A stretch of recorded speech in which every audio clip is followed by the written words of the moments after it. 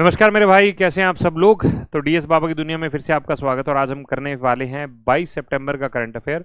और current affair ये 5 से 7 मिनट के अंदर आपका पूरा दिन का निचोड़ होता है। इस तरीके से हम लोग करंट अफेयर रोज आना करते हैं, जहां 5 से 7 मिनट के अंदर पूरे दिन का करंट अफेयर रिवाइज करने का सबसे तेज तरीका मुझे लगता है कि यही है। क्लास का पीडीएफ आपको मेरे टेलीग्राम चैनल यानी learn GS with DS sir पर मिल जाएगा।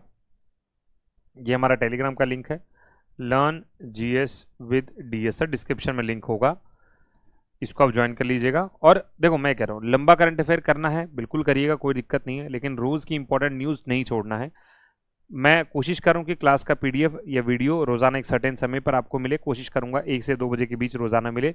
और उसको 2x पे लगा के देखो, 5 मिनट में देखो, 2 मिनट में देखो, 3 मिनट में देखो और रिवाइज करो। चलिए भाई, शुरुआत करते हैं। सबसे पहले यहाँ पर पहली न्यूज़ जो हमारे सामने है वो ये कह रहे हैं डिपार्टमेंट ऑफ पोस्ट, यानी सबसे पहला क्वेश्चन आएगा कि डिपार्टमेंट ऑफ पोस्ट ने बोला है हेलो जी किसके साथ, बीएसएनएल के साथ। कह रहे बीएसएनएल के साथ हमने एक मेमोरेंडम ऑफ अंडरस्टैंडिंग साइन करे 2025 में।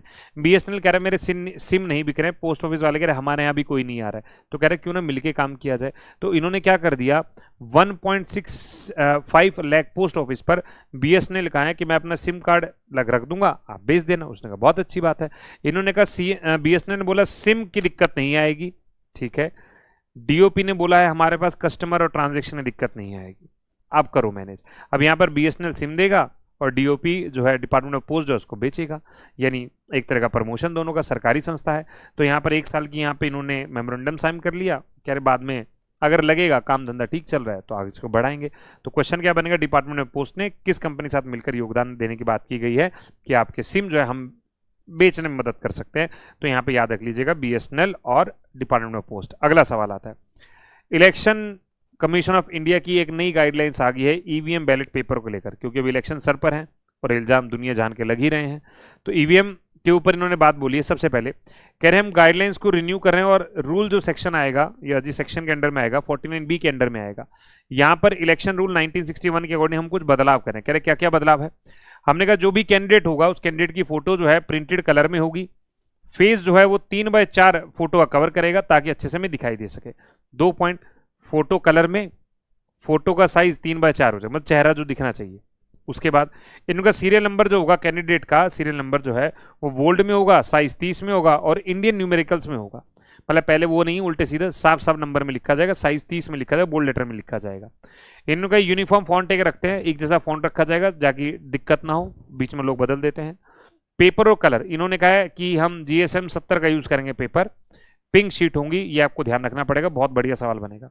अब इंप्लीमेंटेशन कह रहे हैं अब नया कर ही दिया है तो बिहार का चुनाव आ रहा है वहीं पे कर लेते हैं।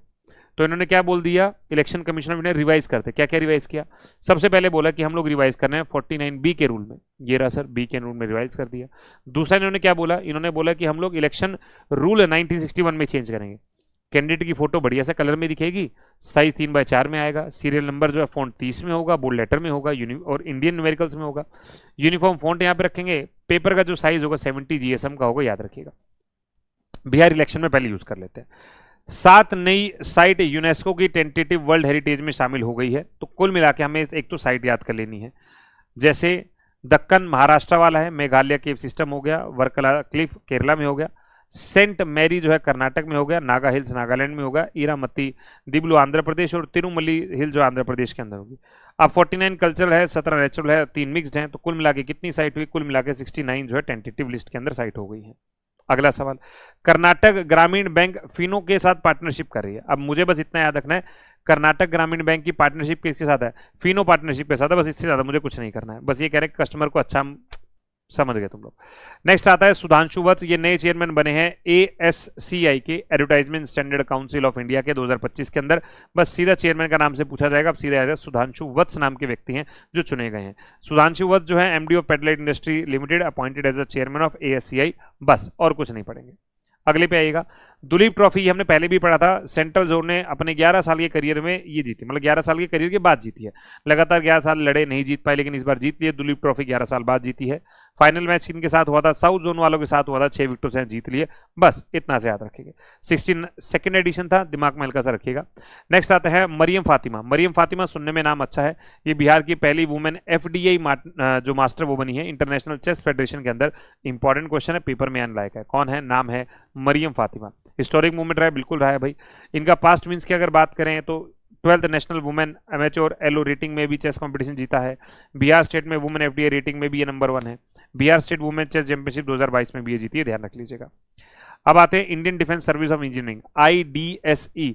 आईडीएसई का 76 रेजिंग डे के रूप में सेलिब्रेट किया गया है। पूछा जाएगा कब? 17 सितंबर 2025 को। सबसे पहले कब किया गया था? 17 सितंबर 1949 को सेलिब्रेट किया था। चीफ गेस्ट के रूप में राजेश कुमार सिंह जी हैं। 3 पॉइंट। 79 रेजिंग डे है, 17 सितंबर की बात है, राजेश कुमार जी हैं। पहली बार 49 में हुआ था, बस हो गया। अब आ गया international red panda day. Red panda day generally हमने नेपाल में शुरू किया था 2010 के अंदर। अगर हम बात करते हैं basically 3rd Saturday of every सितंबर, इस बार 20 को पड़ रहा है तो याद कर लीजिएगा। Red panda day internationally celebrate किया जाता है कब भाई? 3rd सैटरडे ऑफ सितंबर, 20 सितंबर को पड़ रहा है, याद रख लीजिएगा। इनको बचाना है, इनके जीवन में बहुत खतरा है, बस इतना ही। 2010 नेपाल में शुरू हुआ था, इतना इंपॉर्टेंट है। पहला सवाल, 11 साल के गैप के बाद किसने अपना जोन जीता? कमेंट सेक्शन में लिख दो, अभी 2 मिनट पहले बता दो। दुलीप ट्रॉफी, कमेंट सेक्शन में आंसर करेंगे। Number 2, election commission of India ने कौन से रूल में बोल दिया था भाई हम सुधार करने वाले हैं? अगेन आपको आंसर करना है, सोच लिया, लिख लिया। 49 का भी होगा। अगले क्वेश्चन पे आएगा। अगला क्वेश्चन कहता है बिहार की पहली महिला FIDE चैंपियन बनी है। हमने अभी पढ़ा था, नाम अच्छा है, फातिमा से नाम से याद रखिएगा।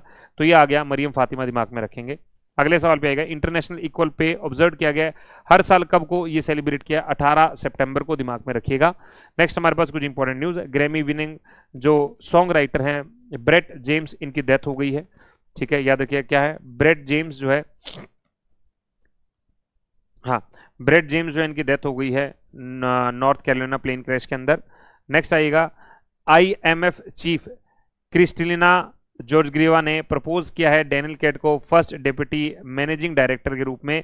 इंपॉर्टेंट है, याद रखिएगा। बेंगलुरु इंडिया का स्टार्टअप में टॉप कर रहा है 3.9 मिलियन फंडिंग 2025 के अंदर, 143 डील के अंदर। असम के एक सिंगर है जिनका नाम है जुबेन गर्ग, ये स्कूबा डाइविंग के लिए गए हुए थे आई थिंक सिंगापुर, वहां पे एक्सीडेंट हो गया, 52 ईयर्स के थे, इनकी डेथ हो गई है। अब ये क्वेश्चन का आंसर मुझे कमेंट सेक्शन में देंगे। उम्मीद करता हूँ सेशन बहुत अच्छा लगा होगा। हर बच्चा आंसर जरूर करे। जो अगर आपको सेशन जैसा भी लगता है, अच्छा बुरा, अपना कमेंट सेक्शन में कमेंट करिएगा और अपनी राय जरूर देते रहिएगा मैं क्या क्या इसमें बदलाव कर सकता हूँ। तो आज के लिए इतना ही मेरे भाई, अब मिलते हैं आप लोगों से कल के करंट अफेयर में। 10 मिनट शो भी कंटिन्यू है और हमारा करंट अफेयर शो भी कंटिन्यू है। चलिए भाई, आज के लिए इतना ही। जय हिंद, जय भारत, जय माता की।